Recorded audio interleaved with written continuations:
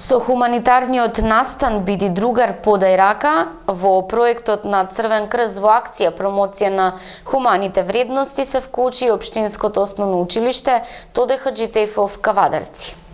12.250 денари од хуманитарниот настан "Биди другар, подај рака" собра учениците од општинското основно училиште Тоде Хаџитефов Кавадарци. Во рамки на проектот Црвен крст во акција промоција на хуманите вредности, овие ученици настанот го организираа во Домот на културата Иван Мазов Климе и сакајќи да ја побудат хуманоста, понуди одлична забава за публиката. За организацијата на настанот и вклученоста на учениците и наставниот кадар зборува ученикот Стефан Срњаков од 9-то Б оделение. Настанот се одржа минатата седмица, поточно на 19 април 2016 година, во Домот на културата. Во него учество зедоа околу 70 ученици кои исполнуваа програма од час и половина. Програмата беше многу разноврсна, со вокални интерпретатори, свирење на неколку музички инструменти, драматизација, игра орна, модерен барет, хор оркестар и слично.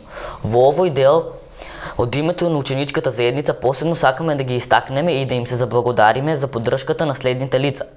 Наставникот по музичко образование и македонски јазик од нашето училиште, Петар Расовски и Лиле Жабовска, кој вежба со учениците на некои точки.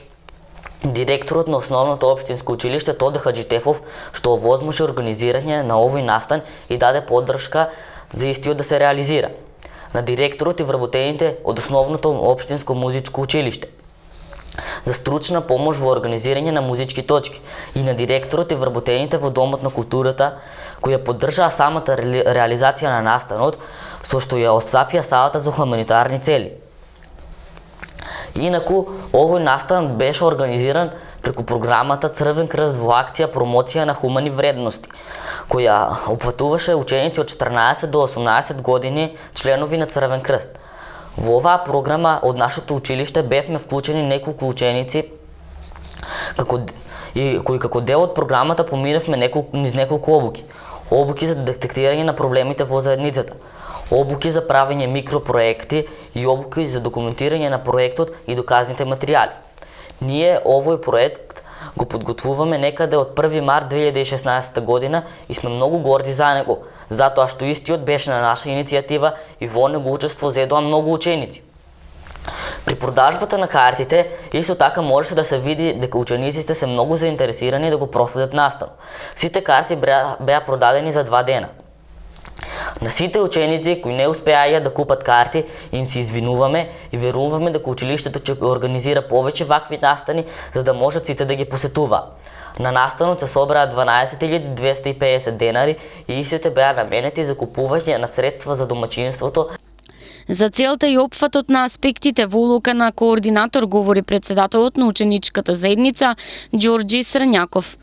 Јас како председател на ученичката заедница имав улога во координирање на овој проект во неколку аспекти.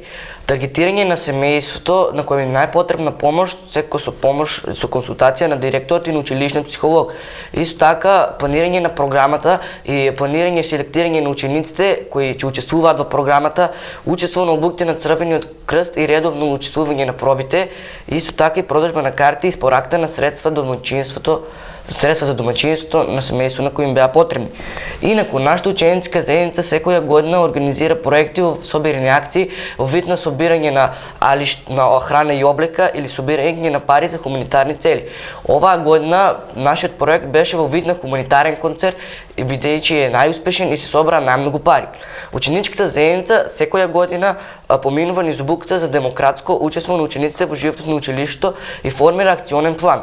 Во текот на оваа учебна година, освен хуманитарниот настан, планирани се уште едни спортски игри и тоа во насока за борбата против насилството во училиштето.